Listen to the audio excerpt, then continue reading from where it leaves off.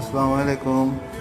তো আপনারা সুন্দর একটা রাতের লঞ্চের ভিউ দেখতে পাচ্ছেন আমার স্ক্রিনে। তো এই লঞ্চটা এই যে আমাদের সামনে সুন্দরবন কুয়াকাটা ২ এইটা হচ্ছে আপনার ইলিশা থেকে ছেড়ে এসছে। ইলিশার লঞ্চ। তো আজকে যেহেতু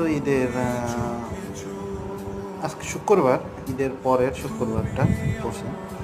তো যেহেতু শনিবার রবিবার থেকে মানুষের অফিস শুরু হচ্ছে, তো লঞ্চ আজকাল পরশু ৩ দিন খুবই ভিড়।